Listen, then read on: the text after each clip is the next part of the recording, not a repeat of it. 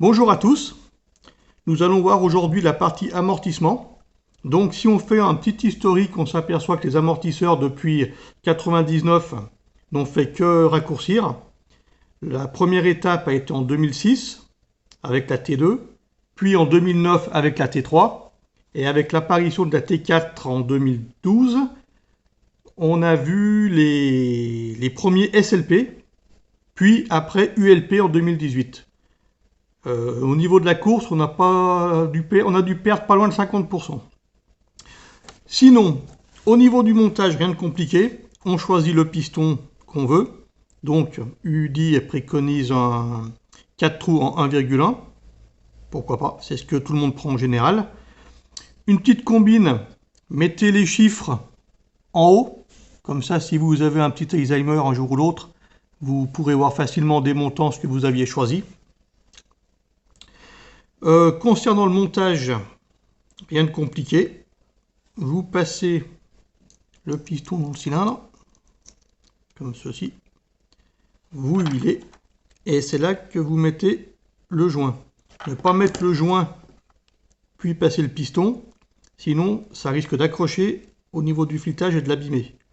Voilà, ça coule ici hyper bien. Vous mettez la petite pièce tête vers le haut.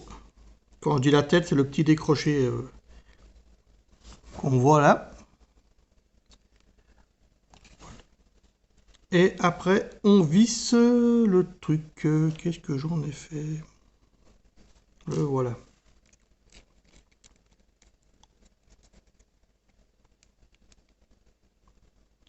À partir de là, la pince coupante ou la pince qui va bien, pour serrer.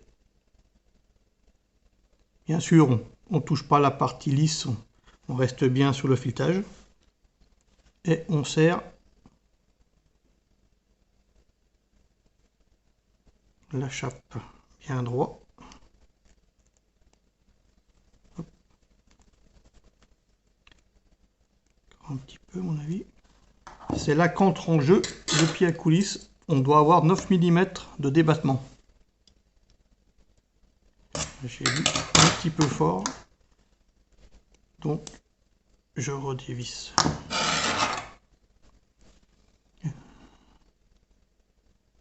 Nickel. Donc, dès que vous avez un amortisseur qui coulisse bien, qui est monté correctement, on va passer au remplissage. Donc le remplissage, vous prenez vos tuiles, vous inclinez et vous remplissez ras-bord de chez ras-bord. Alors vraiment, limite de déborder. J'avais fait une vidéo précédemment où j'expliquais ça, allez la voir, elle s'affiche actuellement à l'écran là. Si vous n'avez pas tout compris, ça sera expliqué beaucoup plus en détail qu'ici.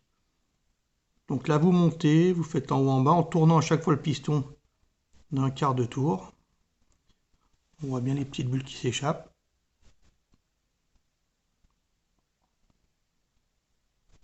Faites ça plusieurs fois. Attention avec ces ULP, donc les amortisseurs qu'il y a là, ne pas monter à fond, sinon à chaque fois vous allez récupérer de l'air. Ce qui n'était pas vrai avec les SLP qui étaient pour ça beaucoup plus permissifs. Je recomplète mon niveau. Une fois que c'est fait, je prends la pièce qui est ici, la pièce qui est là, la membrane qui a disparu. Me revoilà avec ma membrane. Donc je pose ma membrane. Tac. Avec un tournevis de 3, je la positionne bien en appuyant tranquillement pour pas l'abîmer. En la tenant, je remonte avec le doigt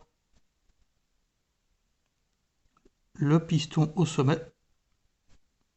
Voilà. Et à partir de là, je visse le bouchon.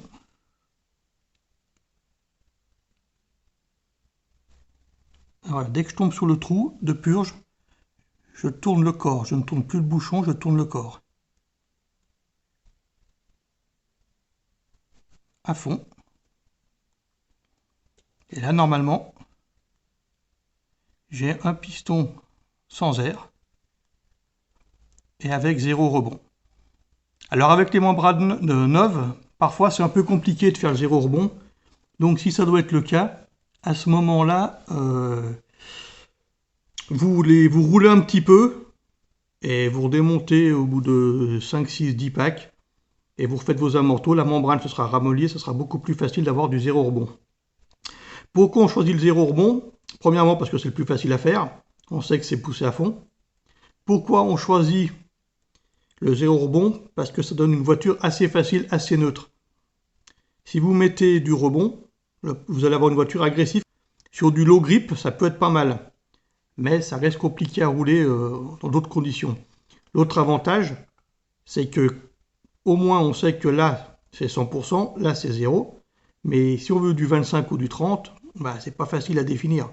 Donc on risque d'avoir un amortisseur à 25, un à 35, un à 33, puis un à 37. Donc c'est pas terrible au niveau de l'équilibre de la voiture. Au moins que le 0, on sait qu'ils sont tous à 0, la question ne se pose pas. L'autre chose aussi, c'est que le zéro rebond, il est dur. Quand vous avez 0 rebond, ça sera tout le temps. Quand vous avez 50 ou 25, bah, tôt ou tard, ça va commencer à dégénérer, à tirer vers le 0. Donc ça veut dire que tous les 2 ou 3 packs, vous devez refaire vos amortisseurs. C'est pas forcément hyper top. Donc voilà pourquoi on choisit généralement le zéro rebond. Au final, la dernière chose, ça va être de monter les rotules. Alors pour monter les rotules, il y a une combine toute simple. Vous prenez un piston qui ne vous a pas servi, une grande vis, moi j'ai pris une rotule, mais c'est pareil. Vous la passez par le trou qui est ici. Vous mettez votre rotule dans le bon sens.